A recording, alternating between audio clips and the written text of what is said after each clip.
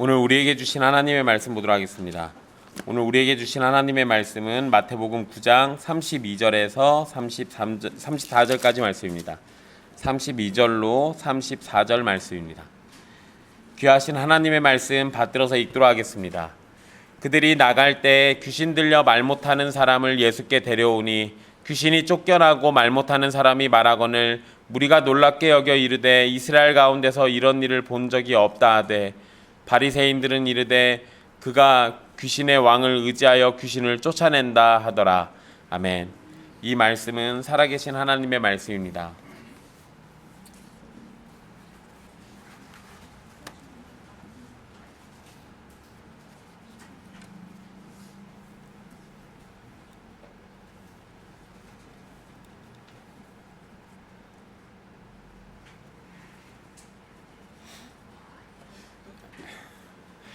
자, 지난 시간 두 맹인이 다윗의 자손이신 예수 그리스도께 구원의 은혜를 받는 사건을 살펴봤습니다. 앞을 볼 수 없는 사람들은 예수 그리스도에 대한 소식을 듣고 믿었습니다. 그리고 그들은 너희 믿음대로 되라 라는 예수님의 말씀처럼 눈이 보이게 되었습니다. 우리가 믿는 예수님은 다윗의 자손이시고 맹인의 눈을 뜨게 만드시는 하나님이십니다.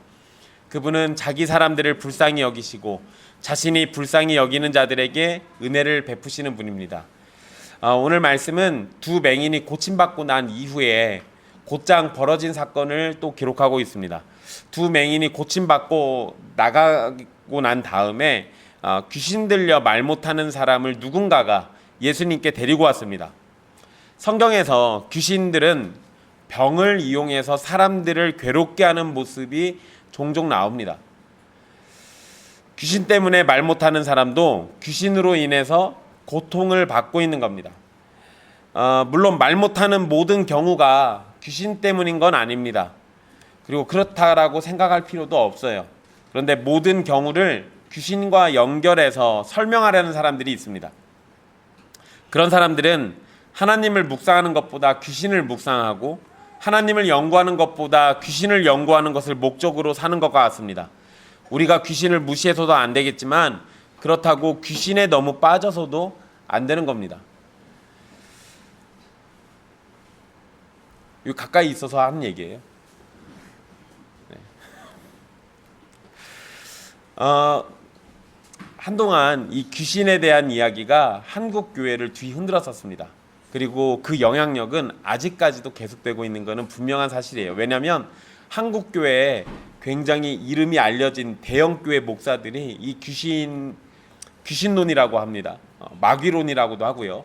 요거에 빠져서 심취해가지고 이거를 이용해서 목회 접목해서 활용들을 했었습니다. 지금은 이제 이게 이단으로 정죄받고 그러고 나니까 사람들이 이거를 감춰서 잘 드러내지 않는 것뿐이지 아직도 이 귀신과 관련된 이야기들을 설교나 부흥회 때 거침없이 하시는 분들이 있어요.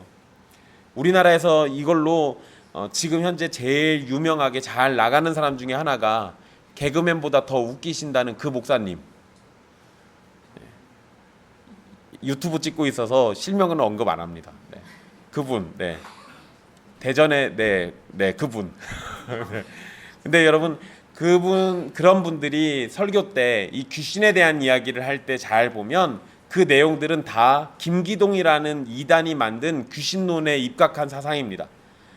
그런데 우리가 성경을 볼 때 이 성경이 귀신을 주인공으로 말하고 있는 게 아니에요. 하나님이 주인공이고 예수 그리스도가 주인공입니다. 귀신들은 조연이에요. 그러니까 우리가 귀신에 대해서 너무 집착하거나 이럴 필요는 없는 겁니다.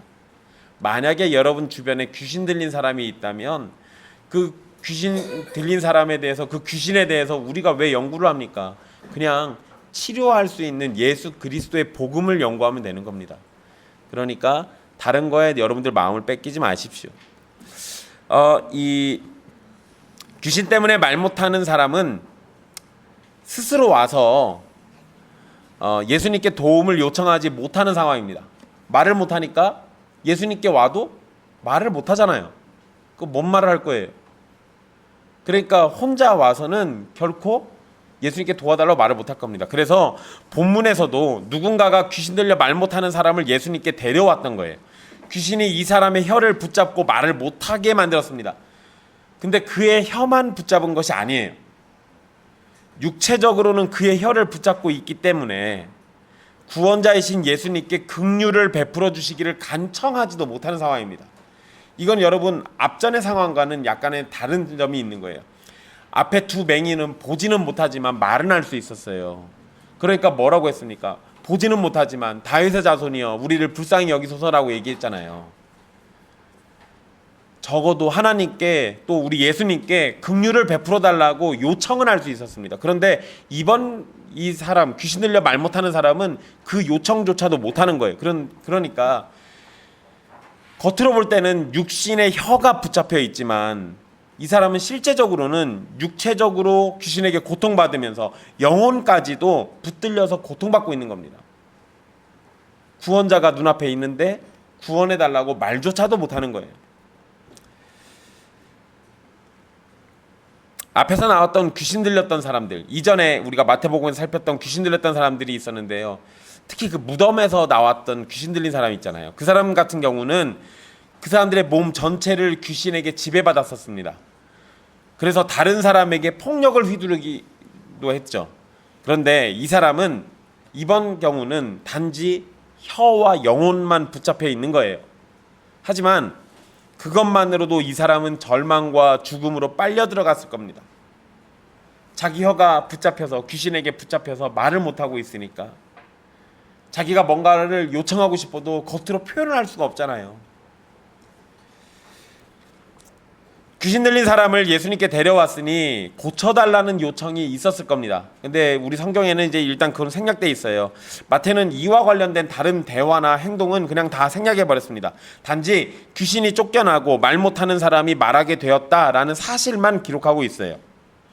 그래서 32절에 그냥 귀신 들려 말 못하는 사람을 예수님께 데려왔고 33절에는 귀신이 쫓겨나고 말 못하는 사람이 말을 하게 됐다.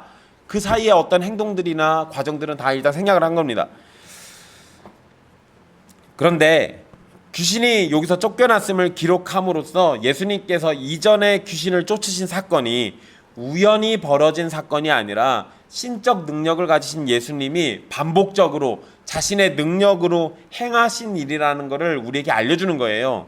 그런데 여기에서 우리가 확실히 알 것은 예수님이 귀신 들린 사람에게 어떤 믿음을 요구하시지는 않고 바로 귀신을 쫓아서 말을 할 수 있도록 해주셨다는 겁니다. 이건 사실 논리적으로도 당연한 얘기예요. 왜냐하면 그는 귀신에게 붙들려서 말을 못하는 형편이었어요. 그러니까 그의 영혼도 귀신에게 붙들려서 예수님께 구원을 간청하지 못하는 처지입니다. 그렇기 때문에 아무런 요구도 없이 예수님은 그를 붙잡고 있는 귀신을 쫓아내셨어요. 자, 여러분 이 앞전의 사건에서는 두 맹인에게 믿음에 관해서 질문하셨습니다. 그러니까 예수님은 여기에서는 믿음에 관한 어떠한 언급도 말씀하시지 않아요. 그러니까 이런 것은 예수님이 하시는 치유가 항상 믿음을 필요로 하는 것이 아니라는 점을 다시 또 보여주는 거예요. 예수님의 치유는 상황을 따라서 여러 모양으로 나타나는 겁니다. 치유하시는 일을 통해서도 계속해서 제자들에게 가르침을 주고 있는 거기도 합니다. 귀신이 쫓겨나고 말 못하는 사람이 말을 하게 되었으니까 그것을 본 사람들이 놀랍게 여기는 건 당연한 겁니다. 그런데 사람들의 반응은 서로 다르게 기록된 것이 오늘 본문에서 확인됩니다. 사실 여러분 이 앞전에 31절 말씀에서 두 맹인이 나가서 예수님에 대한 소문을 퍼뜨렸고 그냥 온 땅에 퍼졌다라만 얘기만 돼 있지 다른 얘기는 안 나와요. 그런데 생각해 보세요. 맹인이 눈을 떴어요. 얼마나 놀라운 일이에요. 굉장히 놀랍게 여겼을 겁니다. 그러니까 이 앞전의 사건과 지금 귀신 들려 말 못하는 사람의 사건이 단절된 사건이 아니라 같은 시간선 안에서 일어난 일들로 놓고 봤을 때는 지금 예수님이 하신 이 놀라운 기적들의 연속으로 인해서 사람들이 굉장히 깜짝 놀란 거예요. 그런데 이게 이 앞전에 또 다른 사건이 또 있었잖아요. 뭐가 있었죠? 2주 됐으니까 잊을만도 하죠. 이 앞전에 혈루증 여인하고 죽은 여자아이 살린 사건이 있었어요.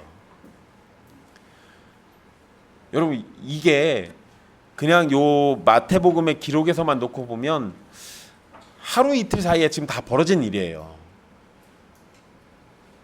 그 이게 얼마나 깜짝 놀랄 일이고 천지가 개벽할 일이에요. 그러니까 지금 이런 일들이 벌어진 거예요.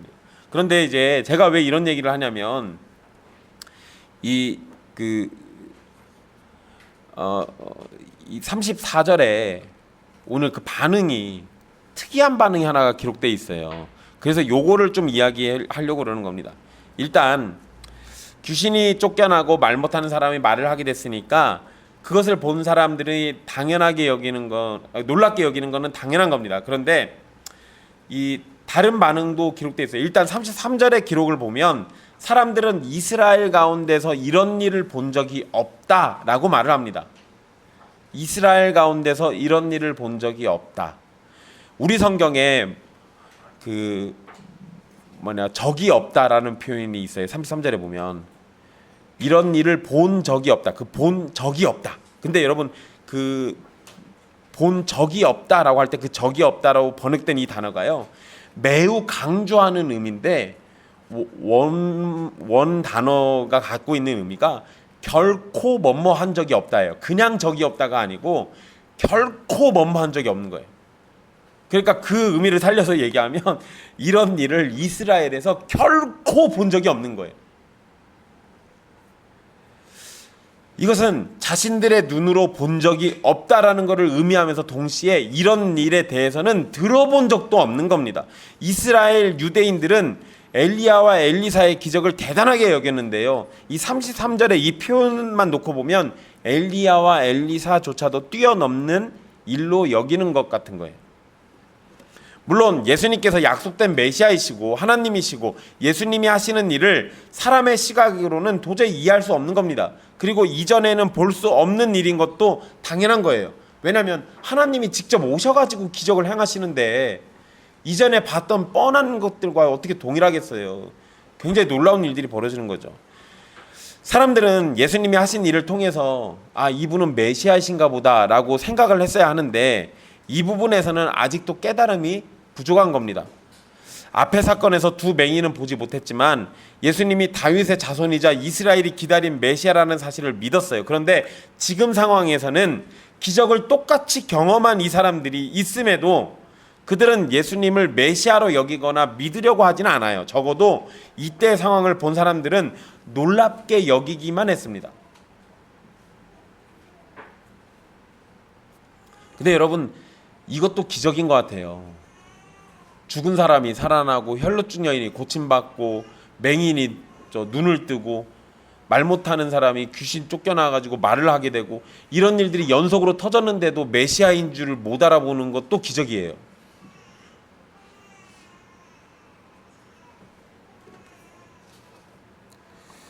그런데 그냥 못 알아보는 걸로 끝났으면 좋았을 것을 34절에 보면 바리새인들은 전혀 다른 반응을 보입니다. 바리새인들은 예수님이 귀신의 왕을 의지해서 귀신을 쫓아냈다라고 말합니다. 여기에서 바리새인들은 이르되라는 표현이 이 34절 맨 앞에 바리새인들은 이르되라고 돼 있잖아요. 근데 이게 미완료형으로 돼 있어요. 그렇다는 얘기는 이 바리새인들이 말했다라는 것이 계속해서 일어나고 있는 일이라는 것을 의미합니다. 그러니까 바리새인들은 이르되라고 할 때 그 말은 바리새인들이 계속해서 이렇게 떠들었다는 거예요. 이때 한 번만 귀신의 왕을 의지하는 사람인가 보다라고 얘기한 게 아니라 다니는 곳곳마다 예수님 얘기가 나오면 야 걔는 귀신의 왕을 의지해서 귀신 쫓아내는 사람이야 라고 떠들고 다녔다고요. 그냥 이거 거짓말을 퍼뜨리고 다닌 겁니다. 귀신의 왕을 의지한다는 건 거짓말이잖아요. 요즘 말로 하면 가짜뉴스. 가짜뉴스의 최대 피해자 예수 그리스도. 바로 직전의 사건에서는 다윗의 자손이라고 외치는 두 맹인의 눈을 보게 하셨고, 방금은 귀신 들려 말 못하는 사람에게서 귀신을 쫓아내고 말을 할 수 있도록 예수님께서 능력을 행하셨어요. 상황만 놓고 보면 귀신의 왕을 의지하는 사람이 왜 다윗의 자손이란 말을 듣고 고쳐줘요? 바보가 아닌 이상 그럴 리가 없잖아요. 진짜 귀신의 왕을 의지하는 사람이라면. 그런데도 바리새인들이 이렇게 얘기했어요. 자, 여러분, 상황상 예수님을 메시아라고 인식하는 것이 옳을 텐데 바리새인들은 완전히 반대로 받아들입니다. 예수님에게 귀신을 쫓는 능력을 준 것이 귀신의 왕이라고 생각하고, 예수님이 의지하는 존재가 하나님이 아니라 귀신의 왕이라고 말하는 거예요. 바리새인들은 약간의 의심이나 과연 그러한지에 대한 의문을 품은 정도가 아니에요. 그냥 예수님을 완전히 거부하고 싶은 겁니다. 받아들이고 싶지 않으니까 있지도 않은 얘기를 만들어낸 거예요, 지금. 바리새인들은 예수님의 위대한 능력을 거부하고, 예수님의 긍휼을 거부하고, 예수님의 사랑을 거부합니다. 이들은 그냥 예수님이 싫은 거예요. 그러니까 이렇게 거짓말 퍼뜨리는 겁니다. 바리새인의 입장에서 생각해 본다면 예수님이 이상하게 여겨질 수도 있습니다. 뭔가 대단한 존재인 것 같은데 이분이, 왜냐하면 산상순의 설교, 산상설교의 그 내용들만 놓고 봤을 때는 이 사람 정말 대단한 분 같아요. 그런데 예수님은 누구와 함께 식사합니까? 죄인들, 세리들. 율법을 어기는 것처럼 나병 환자를 치유하기도 하고, 죽은 사람을 만지기도 하고, 혈루증 여인이 와서 만져도 아무런 화도 안 내요. 예수님이 하는 행동만 놓고 보면 이 사람 왠지 율법을 무시하고 있는 것 같아요. 바리새인들의 입장에서 본다면 메시아가 오셨을 때 율법을 철저하게 지키고 있는 자신들을 칭찬하고, 자신들과 함께하고, 자신들을 사랑해 줄 줄 알았는데, 예수님은 바리새인들의 전통은 꾸짖고 죄인들은 사랑해 주셨습니다. 바리새인들의 입장에서 예수님은 자신들을 반대하는 사람처럼 여겨졌을 가능성이 매우 높아요. 마태복음에서 지금까지 살폈던 기적들을 보면 나병 환자, 중풍병자, 열병 환자, 귀신 들린 자, 혈루증 앓는 여인, 죽은 소녀를 살리고 맹인의 눈을 뜨게 하고 바람과 바다도 순종하게 만드셨습니다. 이런 사건을 통해서 내릴 수 있는 결론은 두 맹인이 외쳤던 것처럼 예수님은 다윗의 자손이시고 이스라엘이 간절히 기다리던 메시아라는 겁니다. 기적의 양이나 질적인 부분에서 구약 성경에 있던 기적들을 압도하고 있어요. 엘리야와 엘리사가 살아 돌아와서 그들이 행한 기적을 다 더해도 예수님이 지금까지 보이신 기적보다 더 많지가 않다고요. 예수님은 말씀만으로 병을 고치시거나 귀신을 내쫓으시기도 하고 한 번의 만짐으로 병이 낫게 하시기도 합니다. 예수님께서 하나님이 아니시라면 불가능한 일들이에요. 예수님이 하나님이심을 믿지 못한다면 적어도 하나님께서 보내신 선지자나 하나님의 일꾼이라는 생각이라도 했어야 마땅한 겁니다. 그러나 바리새인이라면, 율법을 연구하고 율법에 철저한 사람이라면 예수님이 하나님이시라는 것을 예수님이 하신 일을 통해서 예수님이 메시아라는 사실을 금방 알아차렸어야 돼요. 이거 되게 유명한 말씀입니다. 그냥 유대인들은 잘 알고 있는 말씀이에요. 그리고 간절히 기다리면서 소망으로 품고 있는 말씀이기도 합니다. 이사야 35장 4절에 이렇게 말씀합니다. 겁내는 자들에게 이르기를 굳세어라, 두려워하지 말라. 보라, 너희 하나님이 오사 보복하시며 갚아주실 것이라. 하나님이 오사 너희를 구원하시리라 하라. 아멘. 이사야는 하나님이 오시면 일어날 일에 대해서 언급하는 말씀을 35장에 써놨습니다. 그런데 방금 제가 4절 말씀 읽어드렸거든요. 그리고 바로 이어지는 5절 6절에 이렇게 기록을 합니다. 그때, 그러니까 하나님이 오셔서 너희를 구원하실 거야, 이렇게 말씀하시고, 그때 바로 그 날에 하나님이 오셔서 우리를 구원하시는 그때가 되면 이런 일이 벌어진대요.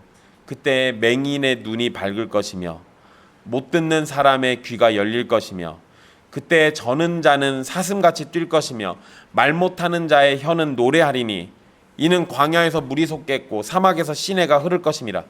하나님이 오셨을 때 맹인의 눈이 밝아지고 못 듣는 사람의 귀가 열리고 저는 사람은 사슴같이 뛰고 말 못하는 자의 혀는 노래할 거라고 예언했습니다.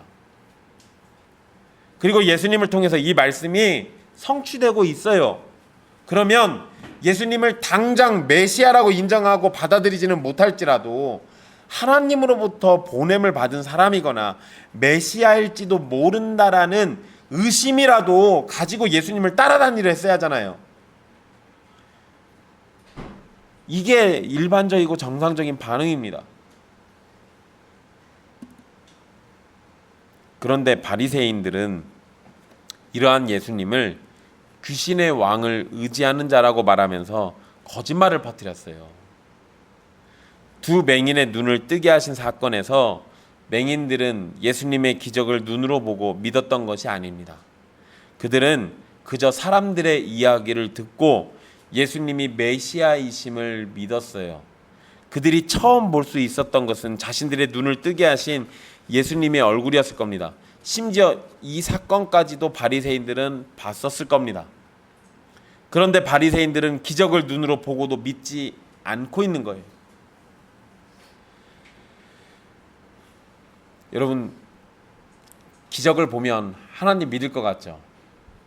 아니요. 예수님이 직접 와서 행해도 안 믿잖아요. 그러니까 오늘날도 기적이 나타난다고 그것 때문에 누군가가 예수님을 믿을 거라는 생각을 하지 마십시오.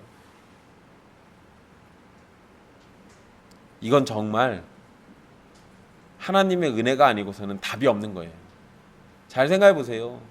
맹인들은 기적을 하나도 못 봤어요. 그냥 들었지. 근데 믿었잖아요. 성령의 은혜가 아니고서는 그들이 믿음을 어떻게 가졌겠습니까? 바리새인들은 예수님 쫓아다니면서 계속 보고 있잖아요. 그런데도 안 믿잖아요. 성령의 은혜가 없으니까 그들의 눈이 메시아를 메시아로 못 알아보는 거예요.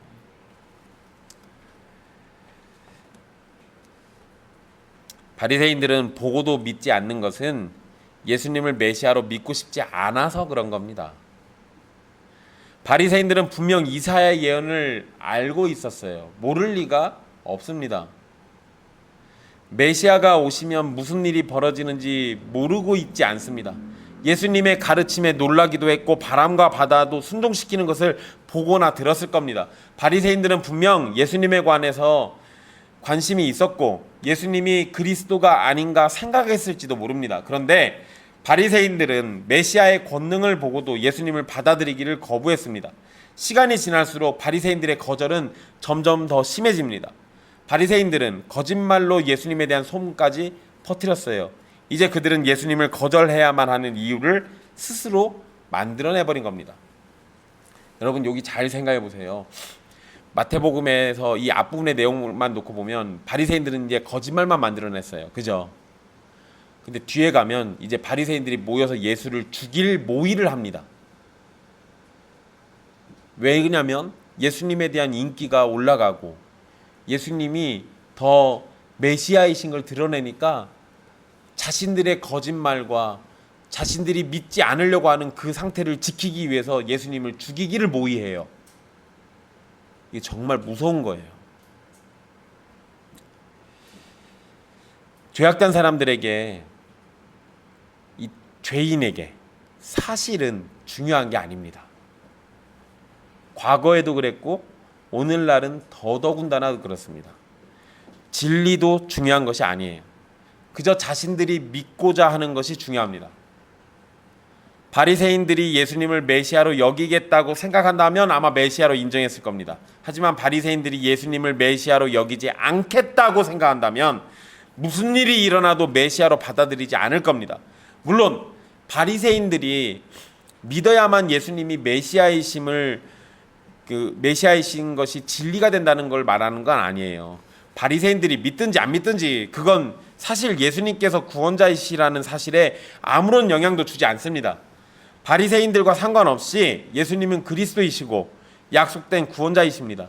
문제는 바리새인들이 보이는 반응이 일반적으로 죄악된 사람들이 보이는 것과 크게 다르지 않다라는 거예요.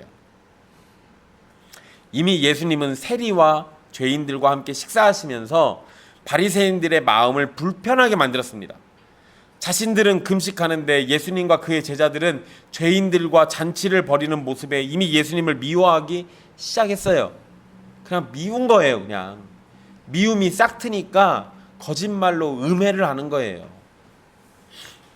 이제 무슨 일이 벌어지고 어떤 사건이 나타나도 예수님을 미워하려고 마음먹었으니까 무조건 예수님을 미워할 겁니다. 그래서 오늘 말씀처럼 하나님의 능력이 나타나도 그것을 귀신의 왕을 의지해서 나타난 것으로 여기고 사람들에게 말하면서 거짓을 선도하는 겁니다. 여러분, 제가 이제 이 바리새인들이 보인 모습을 심리학에서 사용하는 용어로 설명해 볼게요. 그렇다고 제가 심리학을 맹신하거나 추종하는 건 아닙니다. 심리학을 별로 좋아하진 않지만 심리학이 현대에 들어와서는 사람들에 대해서 분석하면서 거기에 걸맞는 좋은 표현들을 만들어내고는 있어요. 그래서 우리가 부분적으로 심리학을 잘 활용하는 것이 좋은 겁니다. 그러니까 맹신하거나 절대적으로 추정할 필요는 없어요. 심리학은 절대 진리가 될 수 없습니다. 하지만 적어도 오랜 시간 동안 이에 대한 평가들과 설명들은 우리가 잘 활용해 볼 측면들이 있어요. 그래서 제가 심리학에서 쓰는 용어 2가지를 가지고 와서 이야기를 좀 해보려고 해요. 일단 이 바리새인들에겐 인지 부조화라는 게 나타납니다. 인지 부조화. 인지 부조화라는 말을 종종 들어보셨을 겁니다. 쉽게 말하면 인지는 아는 것을 의미해요. 또는 생각하는 것을 의미합니다. 인지. 우선 머릿속에 있는 여러 정보, 믿음, 우리의 가치관 이런 것들을 다 포함하는 게 인지예요. 그런데 부조화, 조화롭지가 않다네요. 그러니까 인지 부조화라는 건 지식이 조화롭지 못한 걸 의미하는 거예요. 그러니까 내가 갖고 있는 정보가 조화롭지가 않아. 뭔가 어색한 거예요. 여러분, 제가 주성이 많이 혼낸다고 여러분들이 저한테 항상 뭐라고 하시잖아요. 주성이 좀 혼내지 말라고. 이제는 혜성이 차례입니다. 요새는 주성이가 저한테 혼날 일을 별로 안 해요. 근데 여러분, 주성이한테는 어렸을 때 인지 부조화가 생겼을지도 몰라요. 뭔데 그게? 아빠가 집에서는 나를 때리는데 교회에서는 세상 좋은 목사님이에요. 아빠 교회에서 그러니까 저 한 존재는 그치, 난 교회에서도 혼냈지. 왜 그러냐면 너에게 인지 부조화를 안 주려고 그런 거야. 이게 여러분, 제가 그냥 주성이 예를 들었는데 목사의 자녀들이나 목사의 아내가 이 인지 부조화 때문에 심각하게 고통받아요. 교회에서는 세상 선한 사람처럼 웃고 있는데 집에 가면은 엄청난 폭력을 행사하고 가정의 모든 식구들을 학대하고 막 이런 경우들이 있습니다. 그래서 인지 부조화가 와요. 그래서 목사 가족들 중에 정신병에 걸린 사람들이 좀 많습니다. 어쨌든 인지 부조화라는 게 그런 거예요. 내가 알고 있는 정보와 내가 또 받아들이는 정보가 조화를 이루지 못할 때 나타나는 현상. 그래서 그 현상들을 해결하려고 모순된 행동이나 어떠한 상태가 나타나는 것을 인지 부조화라고 해요. 이게 이제 바리새인들의 경우를 설명해 볼게요. 바리새인들은 자신들의 율법 해석과 종교적 권위에 대한 확고한 믿음을 가지고 있었습니다. 바리새인들에게 율법은 언제나 최고의 기준이에요. 그런데 예수님은 바리새인들이 가르친 내용을 책망했습니다. 자기들은 지금까지 자기들의 내용이 최고라고 여겼다고요. 우리가 가르치는 게 절대적으로 성경적인 내용이라고 믿었는데 예수님은 오셔서 바리새인들이 가르치는 거에 대해서 책망하셨어요. 또 바리새인들이 죄인이어서 가까이 하지 않는 세리를 예수님은 제자로 삼아버립니다. 세리들과 죄인들과 함께 식사를 하기도 해요. 여기까지만 생각하면 예수님은 바리새인들에게 적대적인 존재입니다. 그러니까 이것만 놓고 봤을 때는 그냥 예수님은 나쁜 존재예요. 그런데 예수님이 기적을 행해요. 심지어 메시아가 오면 행할 기적도 행합니다. 죄인과 세리들과 어울리는 예수님을 메시아로 받아들이지 못하는 바리새인들은 성경의 예언이 예수님에게서 성취되니까 그것을 못 받아들인 거예요. 자신들이 아는 것과 조화를 이루지 못하는 현 상황을 해결은 해야겠어요. 그래가지고 나오는 결과가 뭐냐? 아, 쟤는 메시아가 아니라 귀신의 왕을 의지하는 사람이야. 이걸로 결론을 낸 거예요. 자, 보세요. 사실 바리새인들이 처음에 갖고 있었던 그 생각이 잘못된 겁니다. 자기들은 율법에 정통했고 자기들의 율법이 최고고 자기들이 말하는 가르침이 성경적인 거고 그게 하나님의 뜻이고 이렇게 여겼는데 예수님이라는 존재가 와가지고 그거 틀렸다고 해버리잖아요. 자기들은 가까이 하지 않는 죄인들과 같이 밥을 먹어요. 그래서 야, 쟤 그냥 저 죄인들의 우두머리쯤 되나 보다 생각하고 말 수도 있는데 그 예수가 메시아의 기적을 자꾸 행해요. 그러니까 인지부조화가 생긴 거예요. 저러면 안 되는데, 쟤는 나쁜 놈이니까 맹인의 눈을 뜨게 하면 안 되는데, 쟤는 나쁜 놈이니까 귀신 들린 자가 혀를 붙잡고 있는 거 그거 해결 못 해야 하는데 이걸 어떻게 해결하는 거지? 그러니까 나온 게 해결책이 그겁니다. 귀신의 왕을 의지하는 거야. 바리새인들은 예수님이 귀신의 왕을 의지하니까 귀신을 움직일 수 있었던 것이고 쫓아낼 수 있었던 것이라고 생각합니다.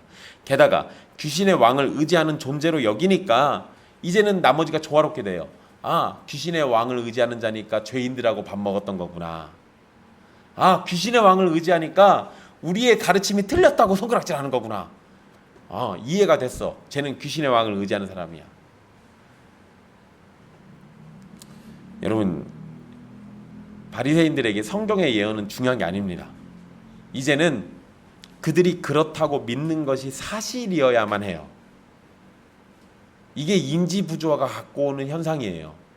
이제부터는 내가 그 인지부조화를 해결하기 위해서 결정 내린 그것이 무조건 사실이어야 돼요. 바리새인들이 이후에 하는 행동을 보면 딱 그렇게 움직입니다. 예수님이 앞으로 어떤 기적을 행하거나 어떤 가르침을 줘도 그건 중요하지 않습니다. 언제나 결론은 뭐예요? 귀신의 왕을 쫓는 흉악한 죄인으로 마무리가 되는 겁니다. 이 귀신의 왕을 의지한다는 얘기는 뒤에 가면 한번 또 나와요. 그러니까 바리새인들은 이 생각을 절대 버리지 않았다는 겁니다. 자, 또 다른 것도 하나 있습니다. 바리새인들의 이러한 모습에는 확증 편향이라는 것도 담겨져 있습니다. 확증 편향은 내가 가진 생각이나 주장을 뒷받침하는 정보면 선택적으로 받아들이고 반대되는 정보는 무시하거나 덜 중요하게 여기는 경향을 의미합니다. 이거 보통 정치 좋아하시는 분들이 잘 보이는 모습이긴 해요. 그래서 정치를 좋아하는 사람은 진보 쪽은 무슨 일이 벌어져도 무조건 진보가 옳아요. 그러니까 사람을 나눠서 얘기하면 진보적인 성향을 가진 사람은 이재명이 사람을 죽여도 그랬을 리가 없다라고 믿는 거예요. 보수적인 사람은 윤석열이 길 가다 똥을 싸도 절대 그럴 일이 있었지 않다라고 믿는 거예요. 그냥 무조건 나는 그 사람들에게 내가 정한 그 방향에 옳다라는 것만 또는 좋은 것만 받아들이는 거예요. 정보를 취합적으로 받아들이는 거예요. 굉장히 무서운 거예요. 이게 우리나라 정치에서 종종 많이 나타나는 문제이기도 합니다. 예를 하나 들어드릴게요. 여러분, 이승만 대통령에 대해서 요새 또 다시 시끄러워졌어요. 보수 뉴라이트라는 사람들이 이 부분에서 많이 언급합니다. 뉴라이트라는 거 요새 여러분들 뉴스나 이런 데서 많이 한 번쯤 들어보셨을 거예요. 근데 원래 그 뉴라이트의 시작이요, 기독교에서부터 시작해요.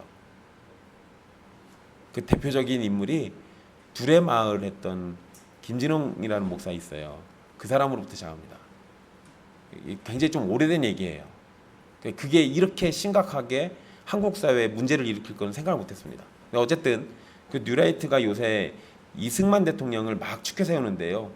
역대 대통령들 중에서 이승만 대통령을 제일 싫어했던 대통령이 누군지 아십니까?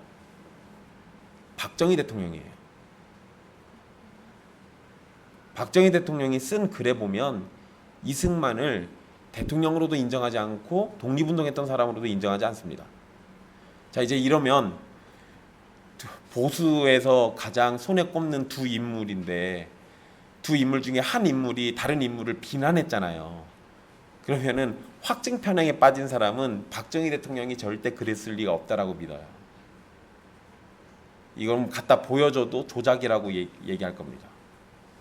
이거는 진보나 보수나 어디에나 이런 게 있어요. 그러니까 이 확증 편향이라는 거는 사실 우리 되게 조심해야 하는 겁니다. 그런데 이거를 지금 이 바리새인들이 똑같이 보여요. 얘기 설명해 볼게요.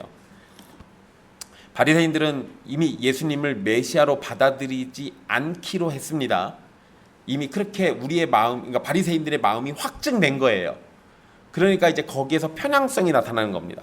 그래서 예수님이 행하시는 기적을 목격하고도 그것을 왜곡해서 해석하거나 무시하려고 하는 겁니다.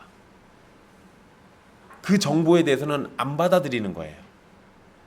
그리고 자신들의 믿음이 무너지지 않도록 하기 위해서는 예수님이 하나님의 사람이 아니라 계속해서 귀신의 왕을 의지하는 귀신의 사람이어야 돼요. 그래서 예수님이 보이시는 기적이 메시아적 기적이라고 할지라도 그것을 받아들이지 못하고 무조건 예수님을 귀신에게 속한 사람이라고 이야기하고 그렇게 돼야만 하는 거예요. 그래서 그들은 예수님에 대해서 왜곡된 시선을 가졌던 것이고 그것으로 사람들에게 거짓말까지 퍼뜨렸던 겁니다. 확증 편향에 빠지니까 그 확증 편향을 더 확고히 만들려고 거짓말을 퍼뜨린 거예요. 여러분, 이건 우리도 조심해야 하는 부분이에요. 정치적인 얘기하는 게 아니라 우리 신앙적인 부분에서도 이럴 수 있다는 거예요. 우리도 바리새인과 같은 자세를 가지면서 살아갈 수 있습니다. 우리도 바른 가르침이나 성경의 진리를 마주했을 때 기존에 내가 가진 믿음과 맞지 않으면 마음이 불편할 수 있습니다.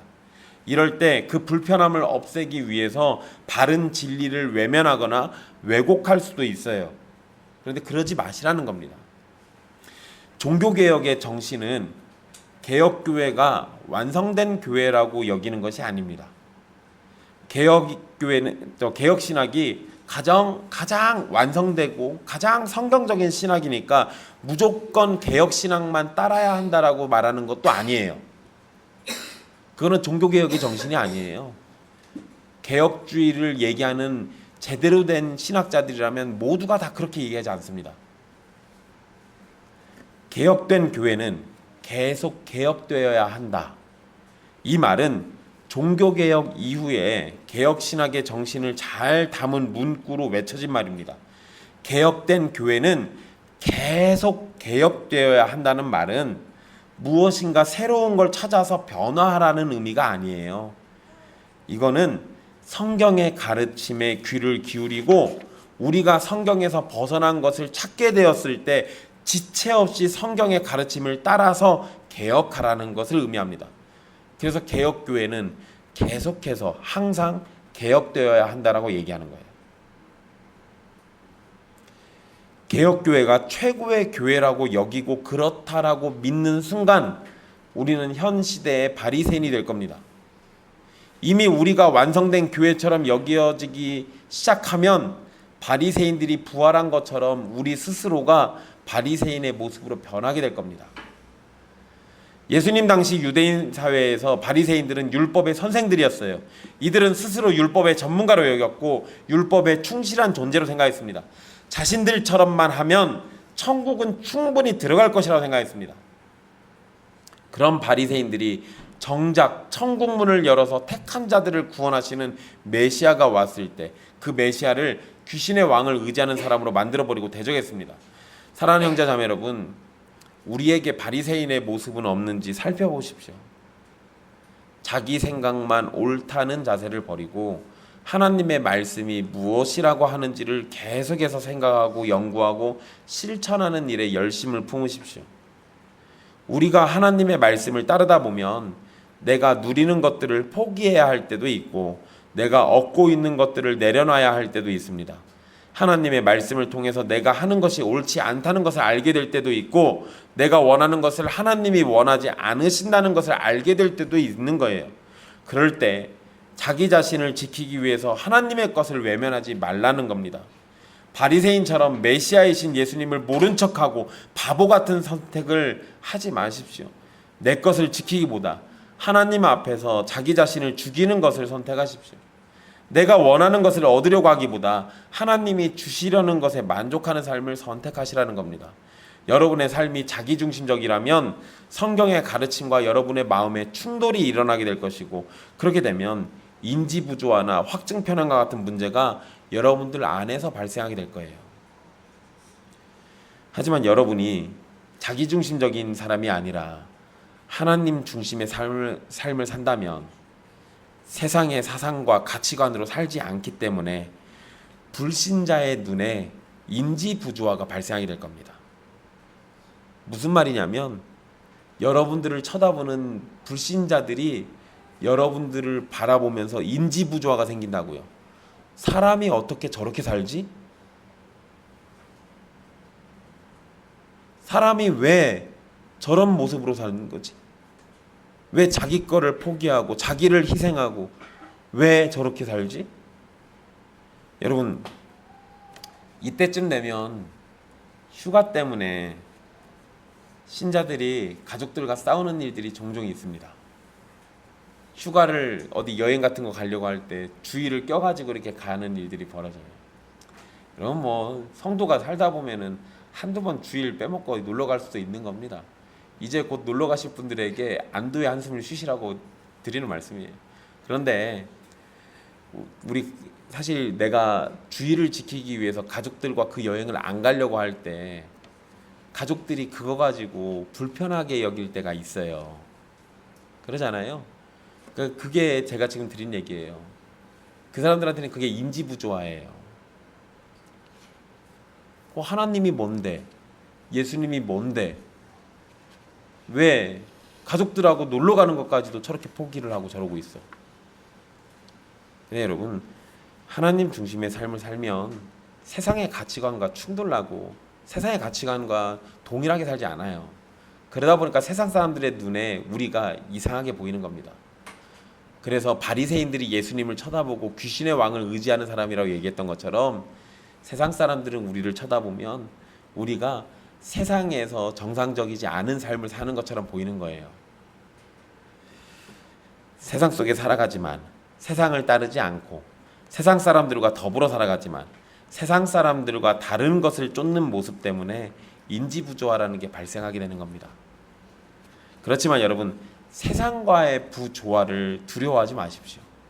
오히려 하나님과의 부조화를 두려워해야죠.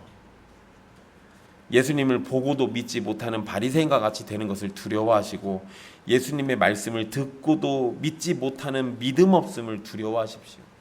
우리가 정말 두려워해야 하는 건 바로 그런 겁니다. 세상보다 하나님 편에 사시는 여러분들은 세상으로부터 계속 인지부조화를 경험하게 될 겁니다. 그렇지만 그것이 곧 여러분들이 하나님의 백성임을 증거하는 일이니까 세상 사람들의 손가락질에 너무 상처받지 마십시오. 오히려 그러한 것들을 통해서 여러분들의 하나님의 자녀됨을 드러내는 겁니다. 기도하겠습니다.